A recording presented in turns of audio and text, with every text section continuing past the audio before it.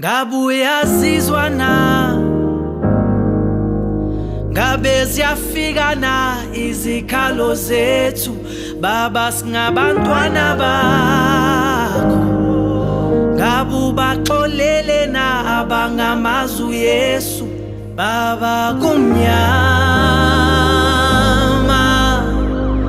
khanyisa khanyisa khanyisa kumnyama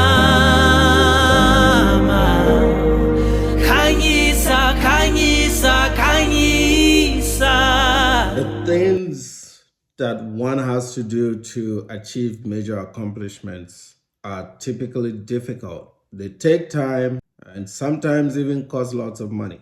For example, to become an engineer, it requires that you enroll in college, you maintain a certain GPA, you stay in college for a minimum of 4 years, and you graduate. In some cases, board-certified exams or certifications are required in order to work in your field. This also costs money. But what most people are missing is the preparation that it takes, the little things you have to do from the decision phase to an implementation phase. You see, people don't just become whatever just because. This is the greatest separation that yields such a gap between people who will become and those who wouldn't. I performed a random experiment here on YouTube with about 8,000 subscribers. The tasks were very simple. The goal was to gauge if people can agree to be part of a simple 28-day set of tasks, quite basic in comparison to what an engineer did to become an engineer. The task was for 28 days. Don't drink alcohol, do 50 push-ups throughout the day, not at once, and don't consume red meat. 3-dimensional to test your organizational skills, to improve your focus by not consuming alcohol. I'll leave out the health benefits of not eating red meat and exercise. For many years, I was observing red pill content, telling men they could help them, most of these guys, to their money, and read them AI-generated scripts that didn't amount to anything. They led guys to invest in tokens and in crypto projects and rug pulled them. CoffeeZilla became a very big YouTuber. He literally blew up on YouTube, catching these online predators who saw a vulnerability in young men and decided to capitalize on it. I don't know the mental acumen of most people that I've come in contact with here on YouTube. I came here from a very different world or different background. I had a very different background from most creators and most consumers of the content, especially in these minority spaces. My upbringing in Accra, Ghana was very structured. I went to arguably one of the best high schools in Ghana. Shout out to Achimota School. I participated in global math Olympiads, and sometimes I topped my entire region in math. I went on to study math and economics as an undergraduate, fully paid for. And then I went to Illinois State's math department to do graduate studies in mathematics. I spent my 2.5 years in Illinois as a graduate assistant teaching developmental math to high school students or graduates and first and second year college students, some of who have become teachers in the state of Illinois today, especially around the Chicago area. And then I began my professional career at Halliburton and went on to join the Fortune 20 in pharmaceuticals, where I still am today. So I've been a lifelong learner. Even after leaving college, I picked up foreign languages, which was mostly self-taught, and took courses including MIT's machine learning program from MIT's IDSS, about 15 certifications in information technology and accounting. And last year, I completed a book designed to guide people into hidden careers in information technology. I saw there was a gap and I put it out there publicly. The point here is I have lots of experience leading and guiding people. I decided to bring this to an online community. These resources unlike what the internet was showing, were free. There were no charges, there were no consultation fees. Things that I had observed young men spend thousands of dollars on, I was here to disrupt that business and give it out for free. No Patreon, no BS. But to compensate for my time, I introduced a set of tests like the February challenge to see if people can adhere to simple tasks. Just like how a recommendation algorithm works in machine learning, give small to a small cluster and see if there is success before you go all in. At the time of publishing this video, I may have been the only person who would manage to do the task. Most didn't even attempt. Some did. I'm guessing about 3. And I congratulate them for trying. That puts them past the decision phase, a step so crucial, critical to whether you can amount to something or you can improve something. There are signs of perpetual failure, a cycle of starting strong, falling off, repeating forever. Let's talk about all or nothing thinking. I missed one day, so the whole challenge is ruined.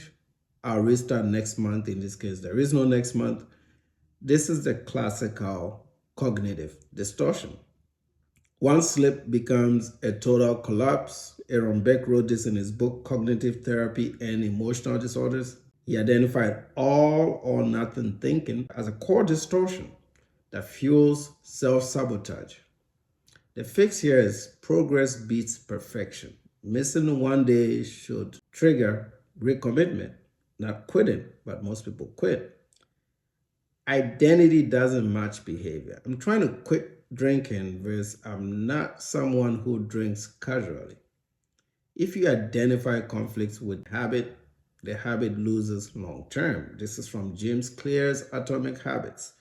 Behavior sticks when it matches identity, not just goals. So the fix is not I am doing a no alcohol challenge, but I am becoming someone who doesn't rely on alcohol.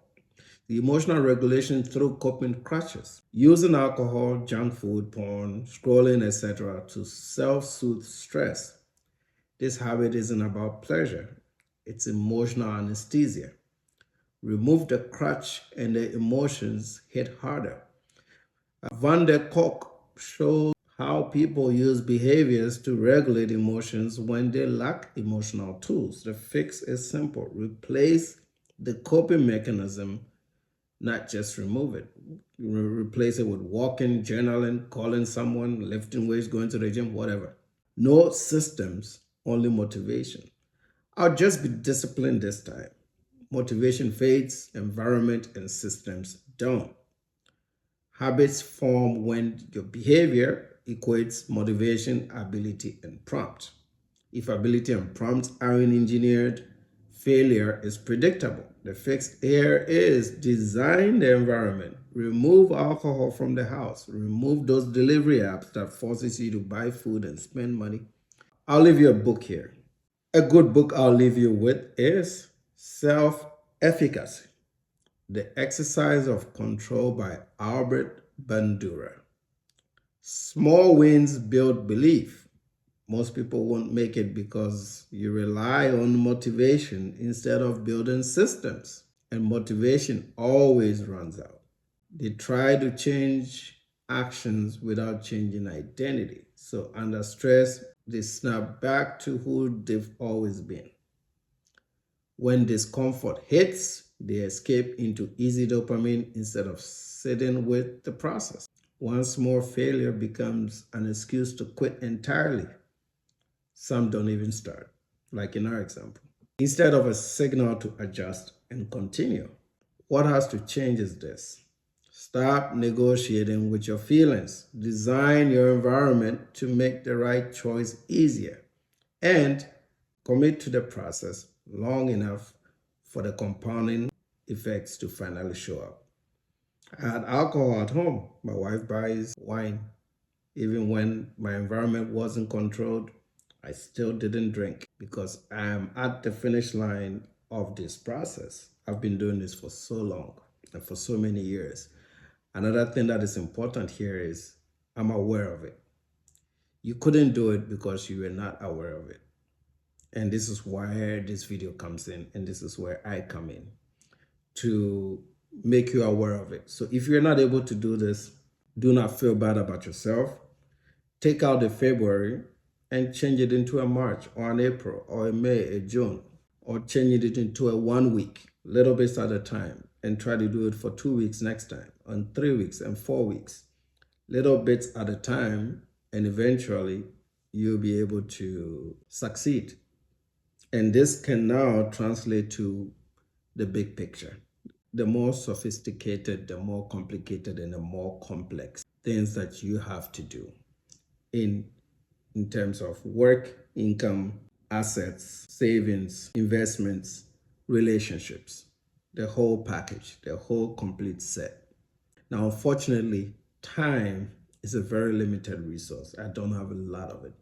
I've already expended most of my time over the last 6 months here on YouTube, far beyond anything that I've actually done for literally no reward for such an extended period of time. But that is also not sustainable because it hits the core of what I do and what I believe in. I just don't have the time to do more and more of it. But I'm not leaving YouTube. I'm just gonna be a little bit less consistent due to all the other things that I have to do. Remember, I'm a husband, I'm a dad to two children, I have a full-time job, and I have little contracts that I pick up from time to time, and I have a KDP business where I write books. So I can't even believe I've been able to commit this amount of time and resource to this process. But occasionally you're gonna see videos. So it's not gonna be a dead channel. You're gonna see videos. You just won't see it at the consistency that you're used to.